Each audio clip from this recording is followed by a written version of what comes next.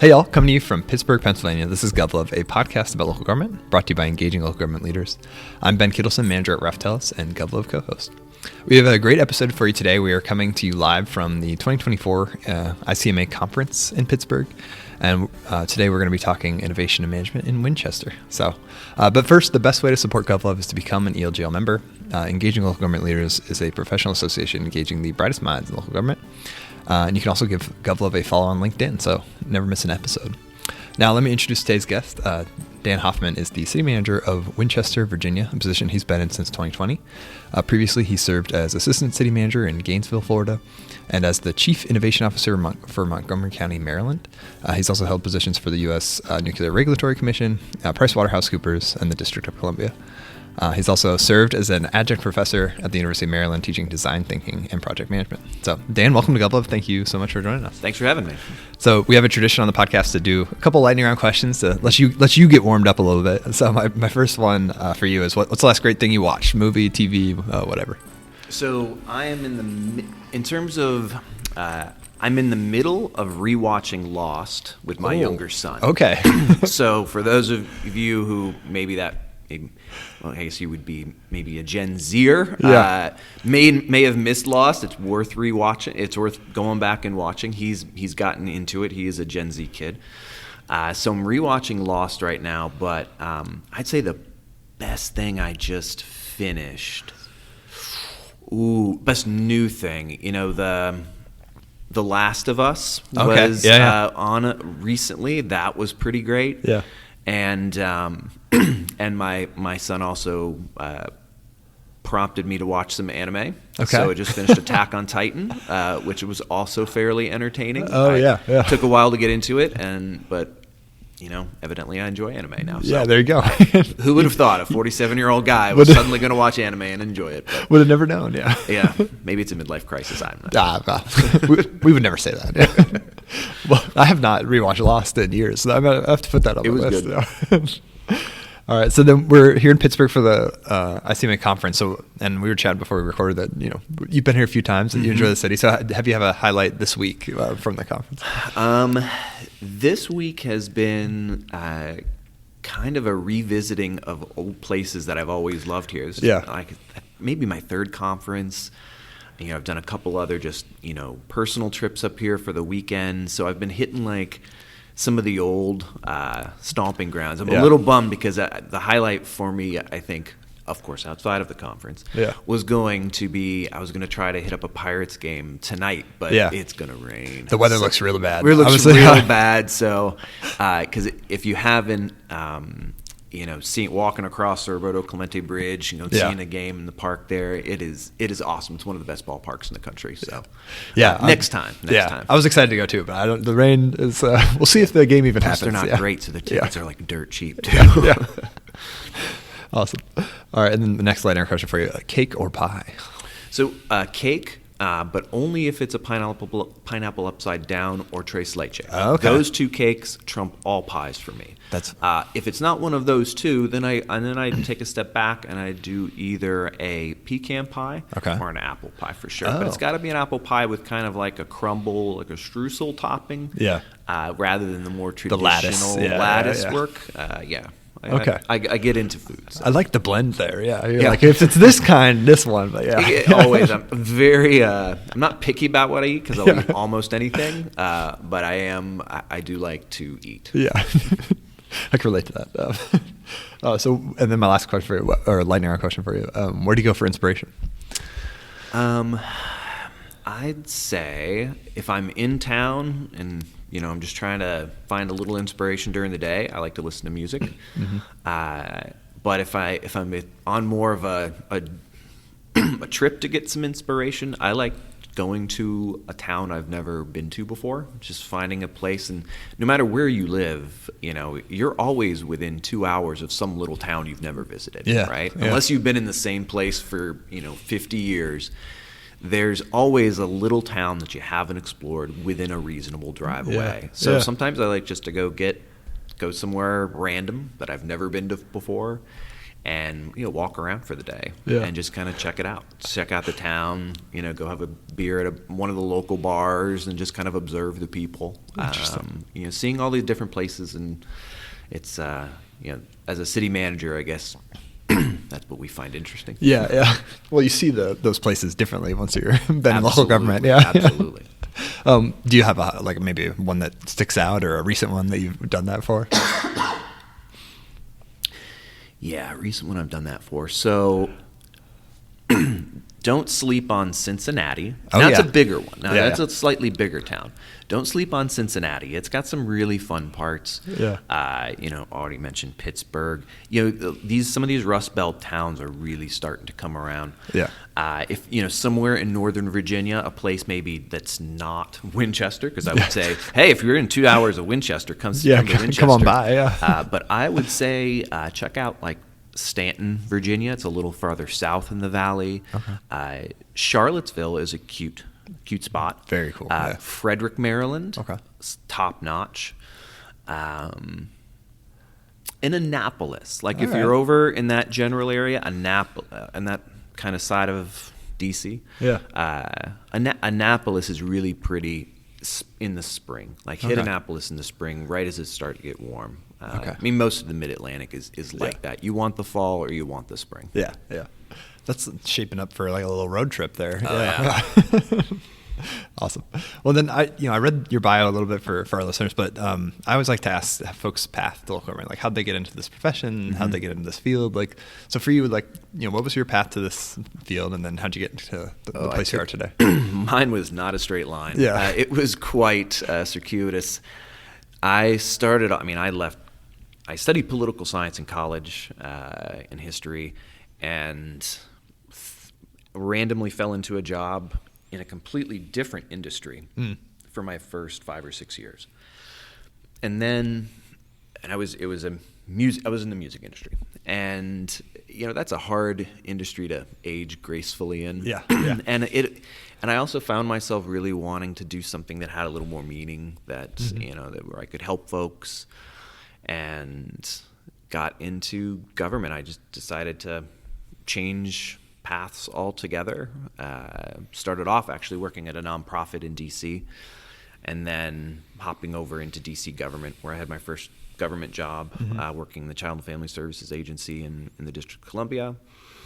And from there, I kind of moved around a little bit, did some work at the federal level, did the consulting thing for a while at Price Waterhouse, while I was getting my master's degree. I kind of consider that finishing school. I went to grad school, but I really kind of feel like my time at Price Waterhouse was like, that was real grad school for me. Interesting. Yeah. And then I went right back into government. That's where I've been ever since. Montgomery County, Gainesville, and Winchester. Yeah.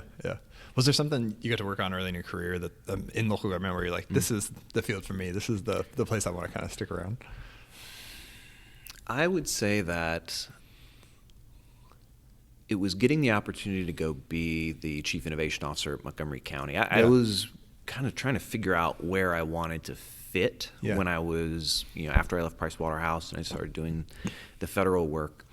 I was trying to figure out where can I really have the most impact. And my work at NRC was fascinating work, did stuff that, really shaped me. But it also taught me that, I like to be able to show people, like, this is what we're doing, or this is how your community is, is getting better, or be able to, when you're hanging out on the weekend at the barbecue and someone asks, how's work going? I like to be able to say, hey, that project over on such and such a road, we're working on that. That's pretty big. Or, hey, the new thing that's opening up in town, that's been a project we're working on. In a lot of jobs, somebody asks you that question and, well, we filled out a bunch of reports and blah, blah, blah, or I sold a certain amount of such and such, and, it might be interesting, but, I couldn't really talk about my work at the Nuclear Regulatory Commission with, Larry from next door. Interesting. So it's cool to see someone with the innovation background that is now a city manager. So, and we'll talk about Winchester a fair amount. But can you talk a little about some of the work you did in Montgomery County and in that field, and then I want to build from of there. course, yeah. Montgomery County, like I said, it was a great opportunity for me to get back into local government. Yeah. I had been in DC, but I mean, DC is such a big machine that I might as well have been working for the federal government. Montgomery County was my first time really seeing how how local government works at the senior level. I worked for the county executive. Yeah. I worked very closely with every member of the county council in Montgomery County. Honestly, I think there's many of them are people I know and I'm still friends with. Yeah. And I still have a lot of deep love for a lot of those folks and Montgomery County as well. And it's because I got pretty close to, seeing how the sausage gets made for the first time. Yeah. In DC, I was a cog in a much bigger wheel. But I was actually able to do some things that showed me how local government can positively impact the lives of folks. And we got to do that through a lot of projects. I have to, I'll always be grateful to Ike Leggett, the former county executive of Montgomery County, for kind of let me do what I wanted to do. I was one of the first chief innovation officers in the country. Yeah. And there's a county counselor, a guy named a mentor of mine named Roger Berliner, who had pushed for it because it was we all felt it was when the word innovation was becoming the cliche buzzword that it is today, and people were saying, we need to be more innovative. But no one really knew what that meant. Yeah. So getting to define what that meant in the early days of innovation officers and whatnot with folks around the country, because there was a small cohort of us at that point and we all still keep in touch, whether it's Jeff Friedman, Story Bellows from Philadelphia, Chris and Nigel from Boston, Andreas Addison from Richmond, who's running for mayor now of Richmond. I mean, Ashley Hand in Kansas City. I mean, all the Code for America folks that were kind of doing that work and being embedded in local governments. It was a really interesting opportunity for me to talk to a lot of folks around the country and think about not necessarily what government should do differently, but how it should do things differently. Yeah. It's why I ended up teaching design thinking. Yeah. It was when the IT world was making the big shift over from, standard waterfall development to agile. Cloud was just in its infancy. We were all just starting to talk about smart city stuff. Yeah. So a lot of those, hey, we need to do these things. It was great. Yeah, you need to put, smart cities, IoT technology in certain places. Oh, we need to have open data and do analytics. Oh, performance is now a huge thing. Oh, we need to have code academies. All that stuff was what we did, but we got to it through those really agile, iterative, fail fast, learn from your mistakes, human-centered design thinking concepts. Yeah. I think that's the biggest thing that kind of generation of innovative leaders, or whatever you want to call us, really brought to the table, or we figured out during that time. We figured out that it wasn't necessarily about the latest widget. It was about how you found the latest widget.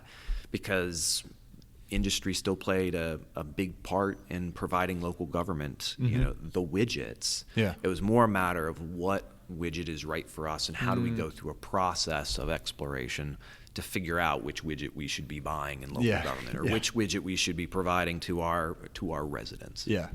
It's not the whatever cool new project or program or initiative. It's the way you think and the way you work to get there. Oh, absolutely. Interesting.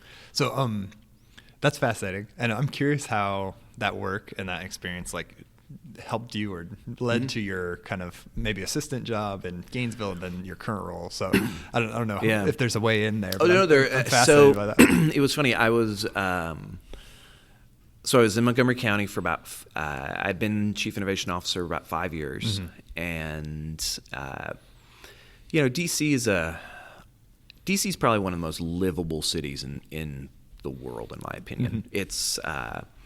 it's not hyper dense, but it's got a lot of density. Yeah. It's got a lot of culture. It's a little bit of a grind, though, right? It is an East Coast, get up early, go work out, work a long day, party hard. Like it can be a grind. Yeah.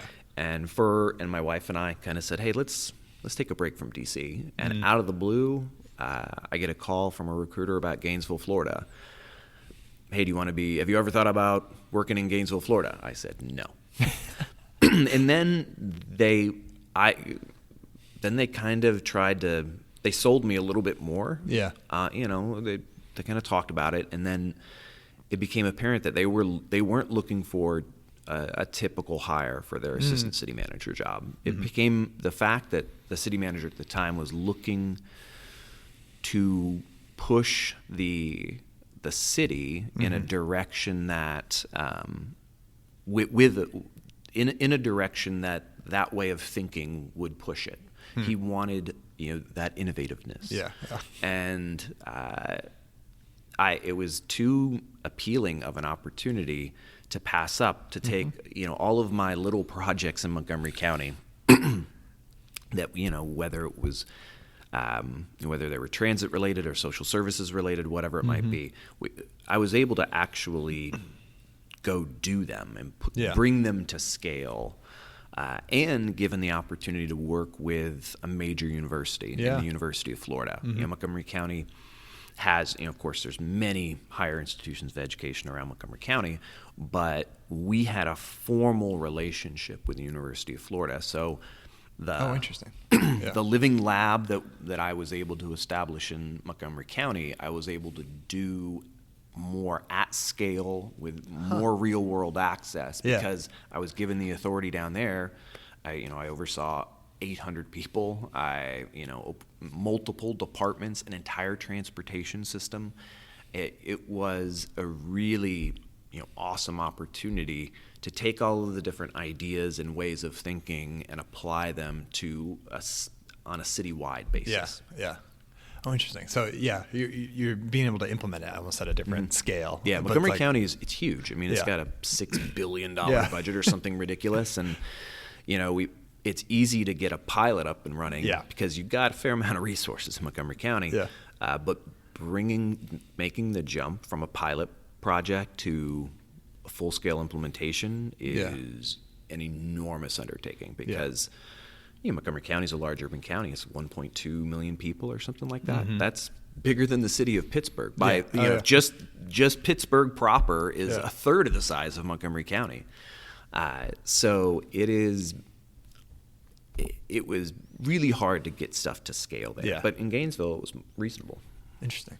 So I'm curious, like some of the skill sets and the things that you were able to do as working in innovation, and like how does that inform maybe your management style now, or some of the things? Because like it's one thing to be able to I was able to like repeat some of the stuff I did, not repeat, but apply it differently from a different chair. Yeah. But how does it inform maybe like how you manage or how you like think about city leadership even? Because I think there's a whole, like you said, a whole generation of folks that started when you did and then have kept coming, and now in. They're coming through. Yeah.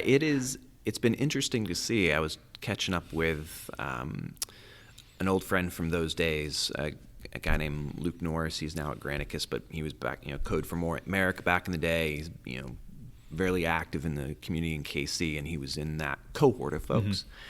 And we were catching up here at the conference, and we kind of rattled through where everybody is these days. And most of them have, some folks made the jump to industry. A lot of them have, they've stayed in local government. I referenced Andreas Addison in Richmond running for mayor now. He was one of the first. He was the innovation manager in Richmond, and he was bringing this philosophy to Richmond. It's been fun to watch him then do it as an elected official, as a city councilor in Richmond, and now potentially as mayor. It I think gives some validity to the philosophies that the chief innovation officers and or folks that had that function brought to their government while they were there. And it does extend beyond just, an iterative, agile way of thinking. I think when one of the core concepts of that iterative agile approach is empathy. And before you can really think through a human-centered or a design thinking approach, you have to be able to empathize. And having having preached that for many years now, there's a lot of corollaries between design thinking and just empathetic and trust-based employee management. Allowing people to make a mistake and not punishing them for it. Just because, you broke the rule. Why did you break the rule? Well, were you attempting to do something better? Were you doing it out of with good intent, and you thought it was the right thing to do? I'd rather find out why someone made the mistake than just bring down some punishment on them. So that mentality, I think allows people to be innovative, for lack of a better word. And they don't, my hope is that as you build that culture and you build that trust with employees, you get more. They're willing to try harder. They're willing to take the occasional calculated risk. In some departments that might not be easy to do. In the police department, you're taking a lot of different calculated risks on a daily basis. Calculated not risks the kind of risks that you're talking are about. the job, but but even in a setting like that, there's plenty of ways to get things done, and if you're doing it from a place of empathy, and doing the right thing, what you feel is the right thing to do. We do want our officers to have discretion when they're in all of these difficult, situations, none of which are black and white. They're they're navigating the gray on a regular basis, and that's true of most of my employees. Do they do that little bit extra for the residents, or do they know where to draw the line because it's not in the best interest of the city?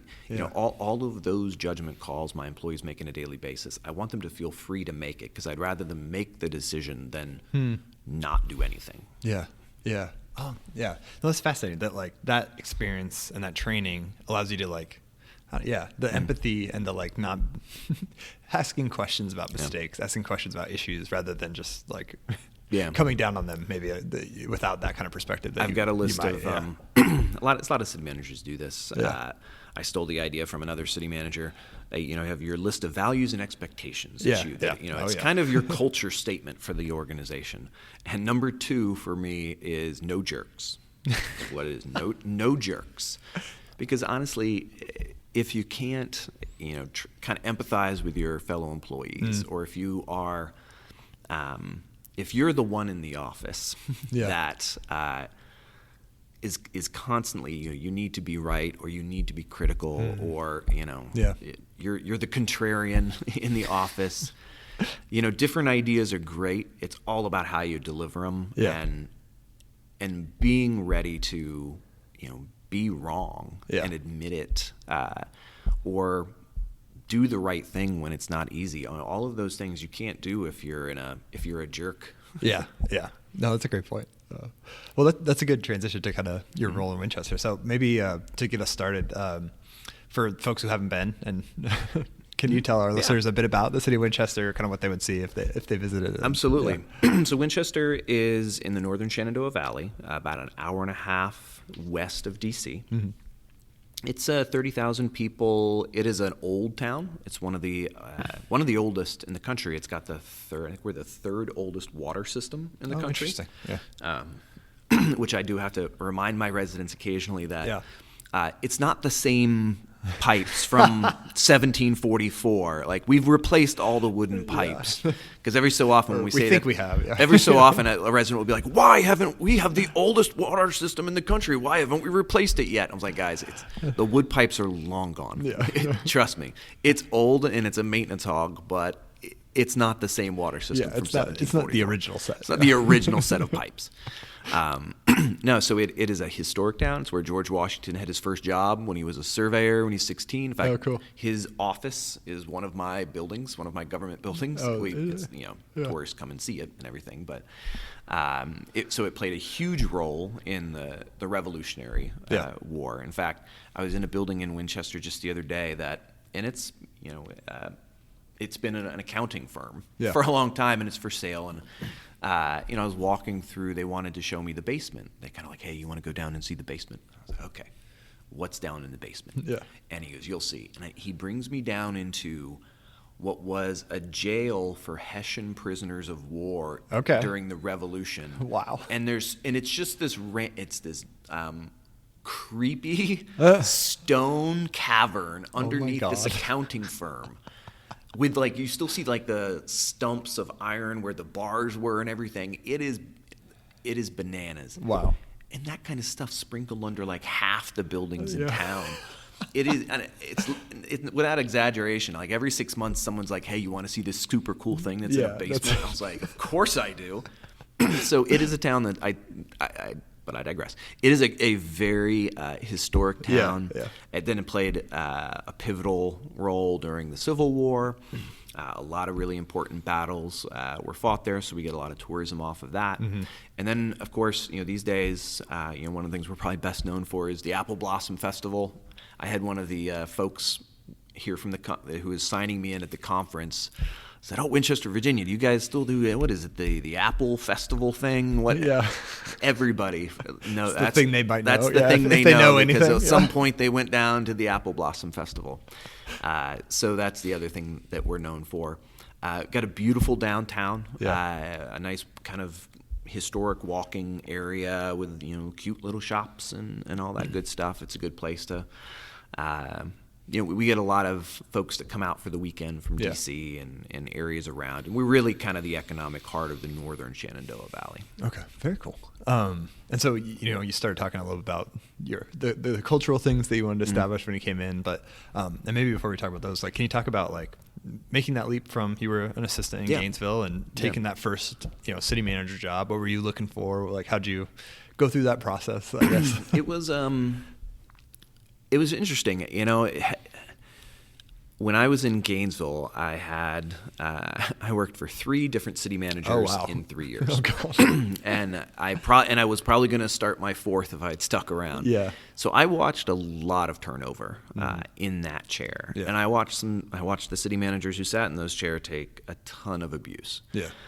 And you're like, sign me up. Yeah, exactly. So for some random reason, I thought, you know what? I want to do that. But however, I knew that was, Gainesville was going through a time at that point. I knew it wasn't typical.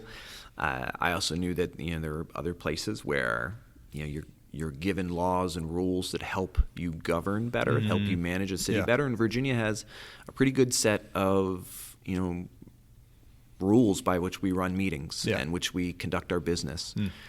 We can have conversations about employees in executive sessions. You can't do that in Florida, right? Interesting.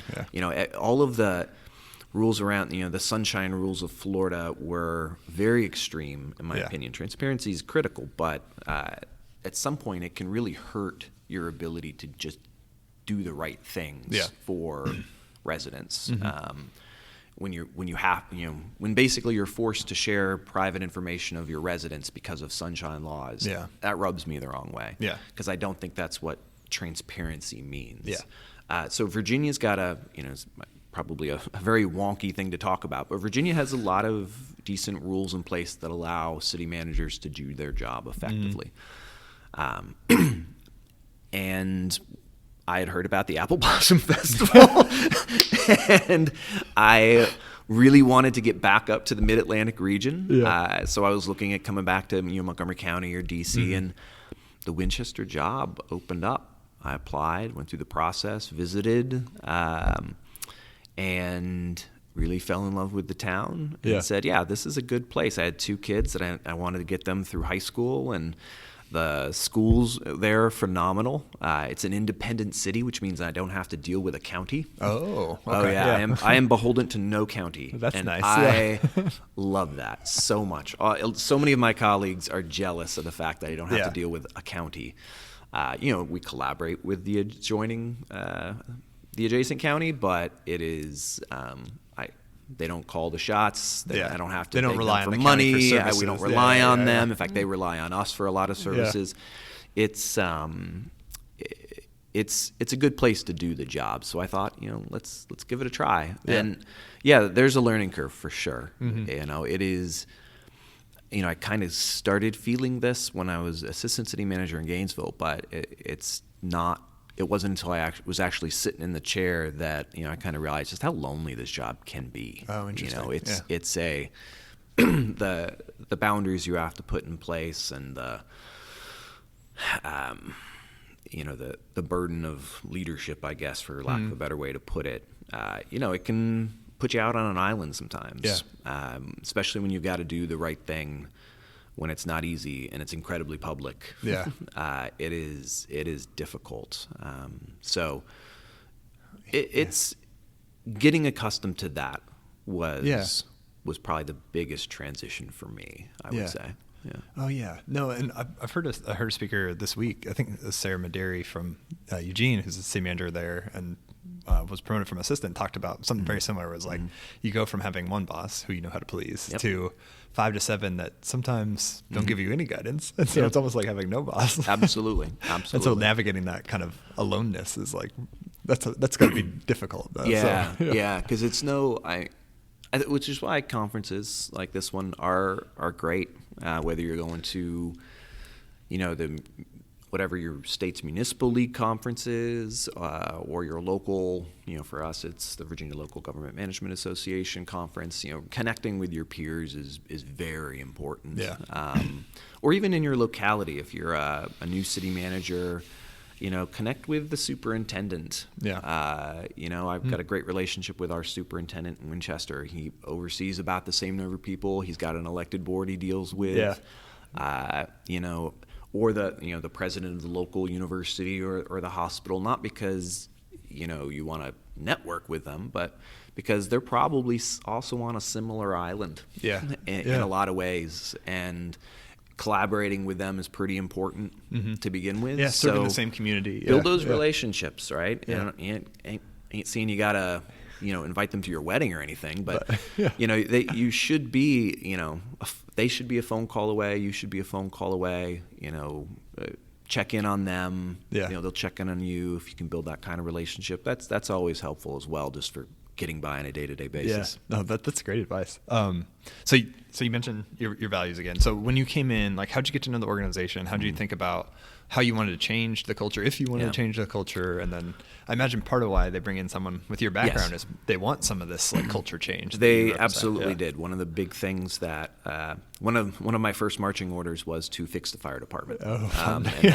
It had been going through. That should have been easy, right? It had gone through a rough patch before I was there. I also moved in the middle of COVID, so September of 2020.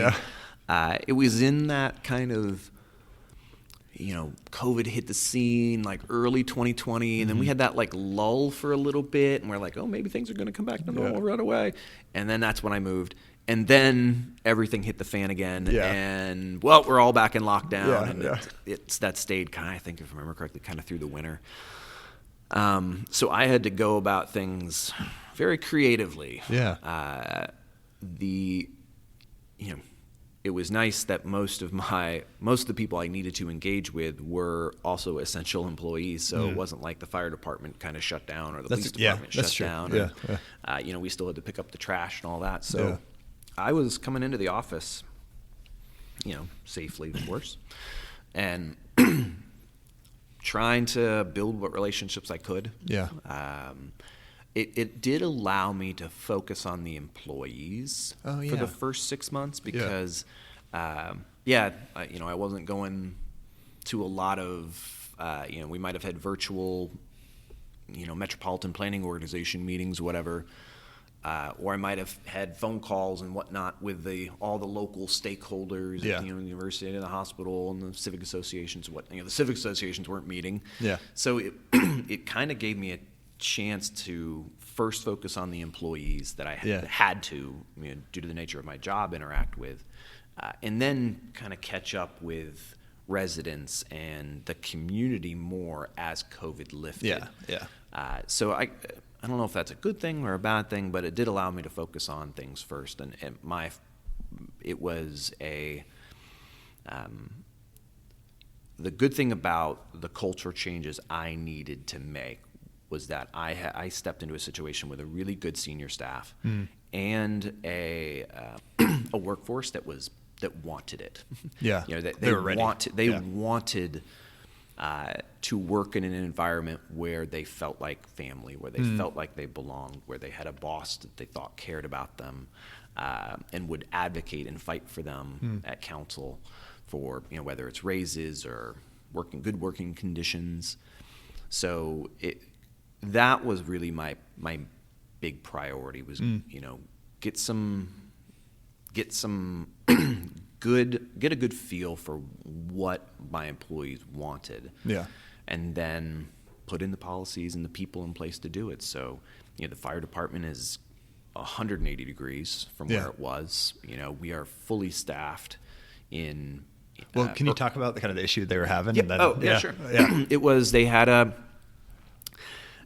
issue. There was an issue between the prior fire chief, the prior city manager, city council. There was a whole thing that went on. I wasn't here for it, so I won't speak too much about it. But some of the fire department employees sued the city. It got pretty contentious. They were showing rough cultural issues. Oh yeah, the firefighters were showing up at City Hall and demanding certain things and certain policies, and it created a lot of issues. And I won't speak for the previous city manager or how all that played out, but at some point it came to an end, and then they had at least the message I heard during the interview process was, what are you going to do to fix things in this department? What are you going to do about employee morale? What are you going to those were a lot of the questions I got during the interview process. And I'd love to say that I went into it thinking intentionally that, all this innovation background really suits me well because of empathy and da-da-da-da-da. No, I went into it just kind of knowing that I can do that. Yeah. It's just a matter of being a human, right? It's the understanding and listening. I can do that. Yeah.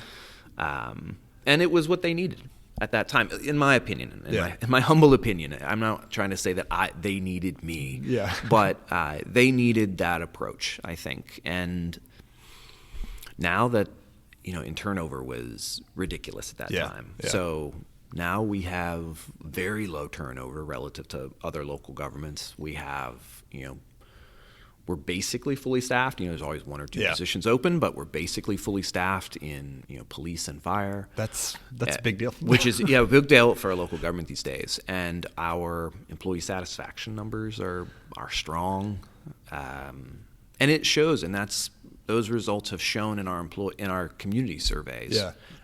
When we have an independent third party come in and do a survey every other year. We benchmark against other cities in terms of resident satisfaction with services, direction of the city, all the kind of standard questions.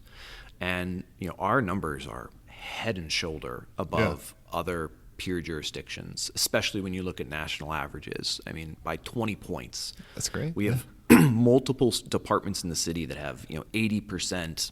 We love them. They're fantastic. And not just like the fire department, which everyone loves. All of the departments get incredibly high marks from our residents. Yeah. So it's been good to see how that positive energy in the culture of the city employees is really having a good impact in the community. Yeah. That's great. No.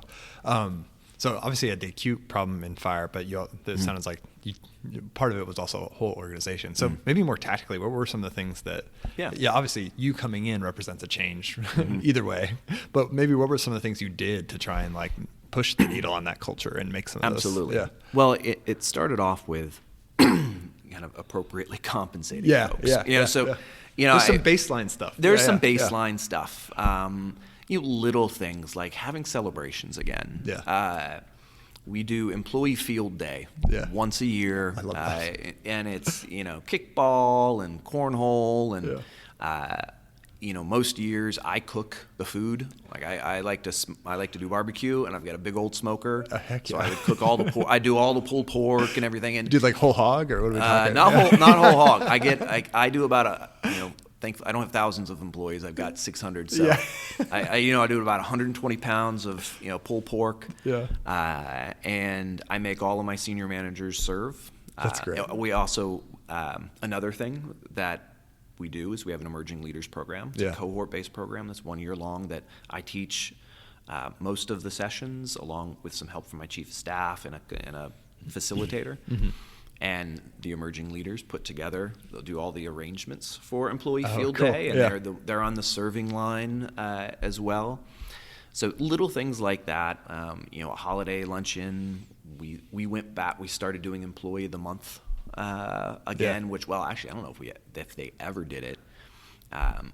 Where, you know, if you get employee of the month, you get, you know, 8 hours of leave and recognition and recognized at council and that kind of stuff. So it's a lot of the little things that add up. That just add up over time. Yeah. But then there's the more substantive stuff. We opened an employee clinic. Okay. That is free to anybody, any employee or dependent that's on our insurance. Wow. And it also has a full-time mental health counselor that anybody in the city can access. So whether you're in the police department or, you know, you're working the back of a trash truck, you know, you can access free mental health services, and that's one of the most popular parts of the clinic. But it's so easy and so convenient. We've gotten lucky. We've got the right, you know, PA in there doing, you know, helping folks out. So that has been, you know, we've gotten a ton of positive feedback in that because they see that, hey, yes, we're getting compensated fairly, but the city is also putting a lot of emphasis on developing us as leaders and taking care of our health and well-being. Yeah, yeah. That's awesome. Any other kind of initiatives that you were able to get going in your first? Because I guess it's been almost 4 years. It's been 4 years. Time flies. I just started. I'm about to start my 5th year, and from we've gotten a lot done. You know, I've even had a counselor be critical of, oh, really? Too much. Too much, too fast. Oh, we're rushing into things. Well, you know, but one of my other marching orders when I got here was let's get some stuff done. Let's build. Let's plan for the future. Let's be, you know, forward looking. You know, that's what I heard in the interviews, and that's how I've conducted myself. Yeah, that's great. Well, I have not been to Winchester, so maybe I have a misconception. But I imagine, like, I'd be curious, so Montgomery County is a big place, innovative place. Yeah. Gainesville's a large place with a, you know, big university attached to it, right? Yeah. So what, like, when you were trying to make all this change and, like, try and get a lot of stuff done and move fast, like, how did that interact with the culture that was in Winchester already? Like, I imagine, you know, slightly more rural, slightly smaller. Like, how did that go with employees in the community? That's a great question, and I do feel like it's been a benefit to me to have been in a huge, you know, a large city, DC government, a huge, sprawling jurisdiction like Montgomery County. Yeah. 140,000 people in a university town in Gainesville, Florida, and now 30,000 people. Yeah. So I don't know. Maybe my next step is just to work for a town of 500 people, and pretty soon I'll just be a stay-at-home dad, and I'll just manage the house. I don't know. I actually would be wonderful. Yeah. But it's really given me a chance to see how this philosophy and mindset works in different places and how important it is to have leadership that creates space for it. You know, in Montgomery County, I had that. I had leadership there at the county council and county executive that made some space for it at the time, and that was great because I was able to engage with the community. I was able to see firsthand how, with some resources, how to implement things, even if it was really a lot of these ideas would take years to implement based on how big Montgomery County is. And then seeing how more agile I could be in a council manager form of government. Montgomery County was a county executive, it was a strong executive system. So election cycle changes shift things dramatically. Different, new police chiefs, new health and human services, it's so much churn with an election. In a council manager form of government, if you have strong leadership, you can be very agile. You can be innovative. You can get these things done a little bit faster. And then when you go down to really what is the small level, Winchester, let's say, if you've got supportive leadership, if you have a city council that is empowering a city manager, you can get these things done pretty quickly and bring them to scale for an entire city. I spoke here at the conference about microtransit. That's something that we got up and running at breakneck speed and has been great. I could only do that because I had a city council that was empowering me to do it, and I had I have 12 buses in my fleet. I have just under 20 drivers. It's a lot harder to do it when you're dealing with hundreds of drivers in a massive system like the Washington Metropolitan Area Transit Association with its probably thousands of drivers and hundreds of buses and everything. Implementing change at that scale, that is just huge, and it requires so much political will because it's years and years and years in the making. Whereas Winchester, I think it took us less than 12 months to do microtransit on a citywide scale, even if that city is not very wide. We're 9.2 square miles. So it's been really great to be able to do it quickly, and show people what it is and what it can be. It's a lot easier to do that at a local level. So I kind of like managing at this level. Size, when you get any bigger, when you get into like Gainesville size, the city manager almost has to become, I know ICMA would hate me saying this, but political. It is, Montgomery County as chief innovation officer, I worked for directly for one politician pretty much. There's not that same the firewall between the senior staff, city administrators, city managers, and the elected officials in bigger places. It can be a challenge, a real challenge. Well, I mean, it's a good point that as you get bigger, the role of the manager changes some, and you have to be more, even if political is not the right word, but you have to deal with more parties, and you have to deal with more, there's just more people at the table. The machine and the political machines are much more complicated and savvy as well. A lot of more money in the politics of those jurisdictions. In Winchester, I've got 9 elected officials. We are in the middle of an election. There is a contested mayoral race and several other contested seats. And what I was just telling our Civic Leadership Academy, which is a lot of jurisdictions do that for residents. I was giving a presentation, and I was talking about how the city manager has to be definitely nonpartisan, completely apolitical. He or she stays out of it. And I said, but does that mean that the residents won't have a perception of you one way or the other? Of course they will, right? I've worked for, this is a council that is partisan, so there's 5 Dems, 4 Republicans. So it's kind of a purple city, as would be one way to put it.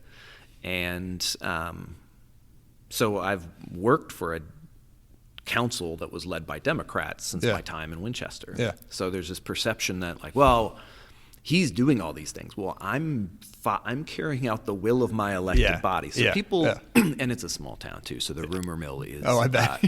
It's the Cadillac of rumor mills, as I call it. So there's immediately 9 different theories about why are we investing in transit? Well, okay. So there's always going to be talking, but you got to just try to stay out of it as best you can. And a good city manager in a small town, you want all of your electeds to be successful. Yeah, right. yeah. If they're successful, you want them to be engaged. You want them to be, talking to you. So you have to serve them all and be responsive, of course. Yeah. I'll take that any day than a kind of very homogeneous, lackadaisical council that really treats their stuff as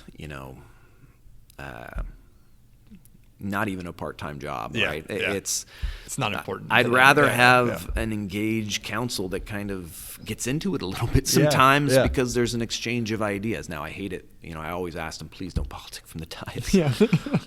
Because it just makes our lives that much harder. But and the meeting's so much longer. That too. But, right now I've got a good council, and they've been really supportive in letting me do a lot of the things we've talked about. Yeah, that's very cool.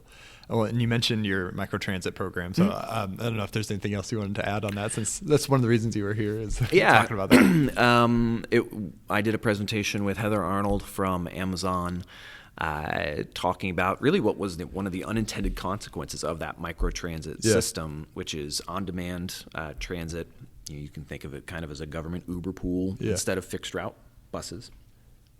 It's we went into it thinking we want more people to ride the bus. Mm-hmm. We want to attract riders of choice, and we want people who depend on transit to be able to save time and money. Yeah, and that's what we've been able to do. Cool. The unintended consequence has been that retailers, based on the feedback we've gotten, this is what Heather spoke about in the presentation. It basically opens up more customers to transit, or it makes more businesses accessible by transit to more people. Yeah. So rather than maybe having to take what for us in our old system what might have been a 60, 70 minute ride to go 3 miles. Yeah. Now they can get there in 15 minutes, and they can schedule the ride when they want it, and it's probably going to pick them up either in front of their house or right at the corner. Oh, cool. Yeah. So suddenly you can, somebody could just say, "Yeah, I'm going to schedule a ride. I'm going to go over to, fill in the blank mom and pop store, right?" Yeah, yeah. But the bigger retailers like Amazon, they're also looking at how is the city doing things to improve mobility so that more customers can get to more businesses, which, of course, would also include their business. Yeah, yeah. Interesting. Very and cool. Plus, no one wants to ride the bus to go to the grocery store and then wait for an hour with all your frozen food to get home. Yes. That's the other reason why grocers are probably pretty excited about it. Yeah, yeah. Very cool. Well, as we're approaching the end of our time together, but what's next? What are you working on in the coming months that our listeners should keep an eye out for? That's a good question. It's not innovative. It's just good planning. I think I think our focus for the next 2 years or so will be getting a series of small area master plans around the city completed. We're setting up some tax increment financing districts to really focus development where we want it. That's going to be a big focus for us. Winchester is kind of at a crossroads. It's a very popular place to live, and we've got a lot of folks, especially with the rise in remote work, starting to migrate out our way from Northern Virginia. And we're attracting people from West Virginia and other places because we are that economic center in the Northern Valley. Yeah.